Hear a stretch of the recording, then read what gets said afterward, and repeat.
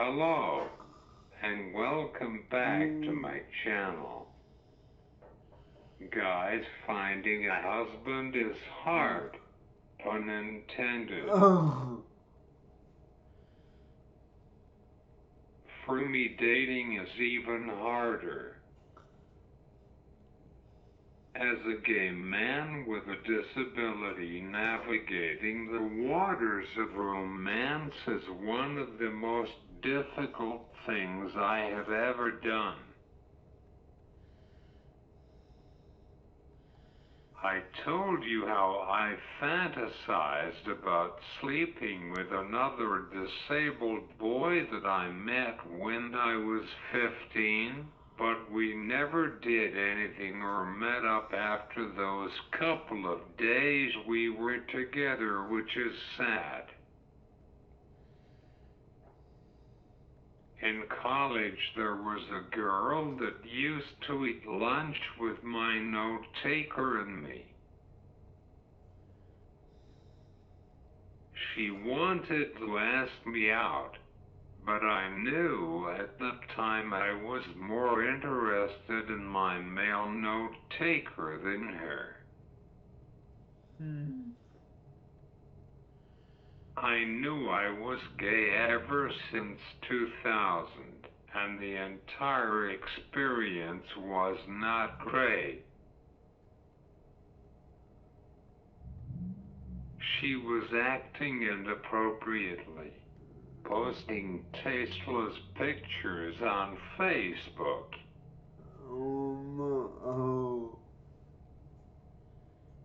She was dismissed after her freshman year because she could not handle the academic rigors of college life.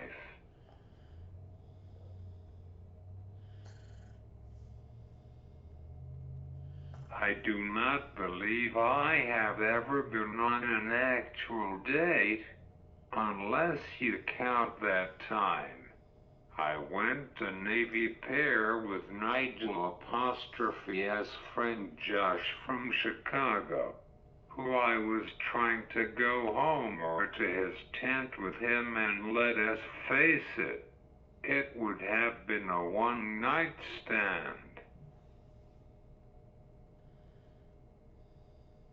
Let's face it, I thought of my high school friend Liza as just a friend. So, when I found out she was pregnant, and I was not the father, it didn't really bother me.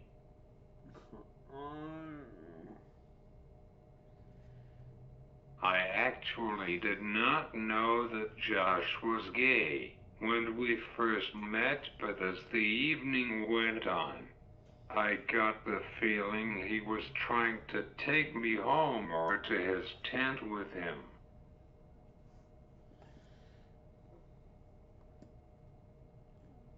I remember asking a transgender man out, not realizing he was transgendered, and that was awkward.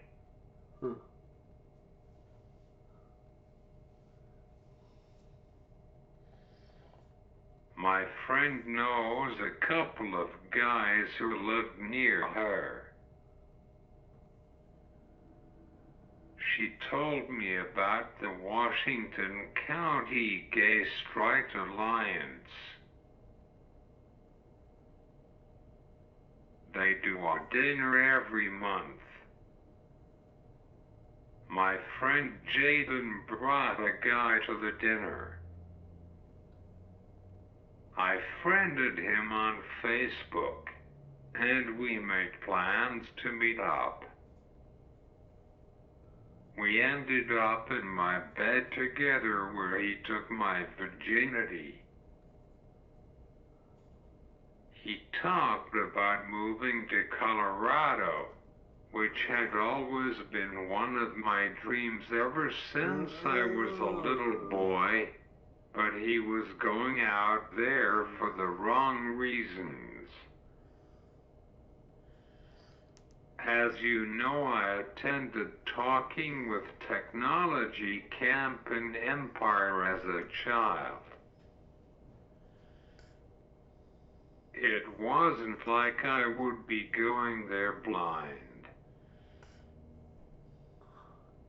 I knew several people from Atlanta's community, the local Center for Independent Living in Denver and Colorado Adapt, who would help us get set up with services, housing, and stuff like that.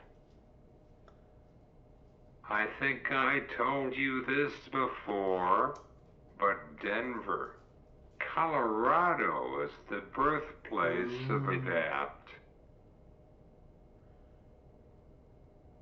But he was going there only because weed is legal, not for a good job, not because he wanted to get into disability rights, activism, the things that attracted me to Denver, but for weed.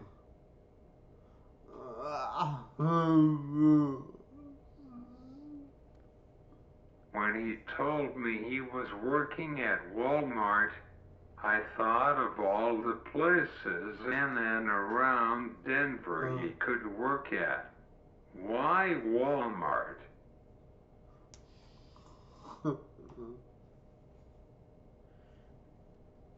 I tend to think this boy was stupid. Our Walmart in Little Washington isn't good enough. I learned he since moved back to Pennsylvania, but we never met up.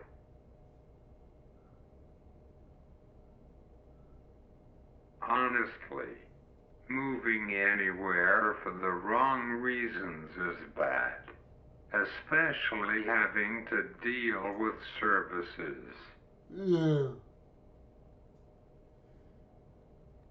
It is not easy to move around when you are a person with a physical disability who uses attendant care services and live in public housing.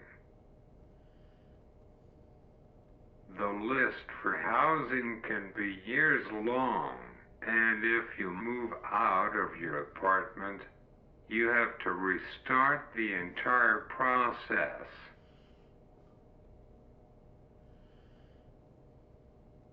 For example, when I went to Rochester to do an internship at the Center for Disability Rights, I had to get special permission to use my services in another state temporarily. I still kept my apartment in Little California, Pennsylvania, so that I could come home. My mom had to follow me in her car with my things, then come and get me when I was ready to come home. I also had to get on Rochester's paratransit company because I had to commute from my hotel to the Center for Disability Rights and back. I could use the fixed route, but it was easier to schedule a ride from curb to curb. Therefore, I really needed to make certain that he was the one I wanted to share my life with before making a major move.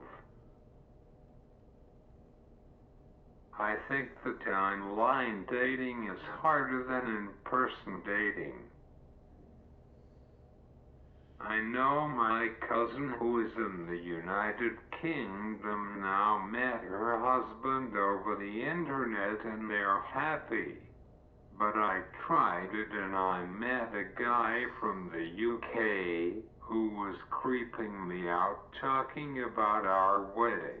and planning our lives even before we met in person. Whoa. Whoa. I still would like to actually meet him, hang out, and see if we would kindle a relationship, but I do not think he would ever cross the pond and come to Pennsylvania so we could explore our feelings or actually go out on a couple of dates. Who knows, I might like living in the UK. It also comes down to access to gay bars and other LGBT-friendly establishments in Pittsburgh. When they built the new center on Strawberry Alley, they made it wheelchair accessible, but that is more of a community center. The GSA holds dinners once a month. I would like to check the bars out. I am focusing on my YouTube channel primarily before I look for a life partner. I am actually hoping this video will help. Let us continue this conversation in the comments below. Please like this video and subscribe to my channel. I'll see you soon.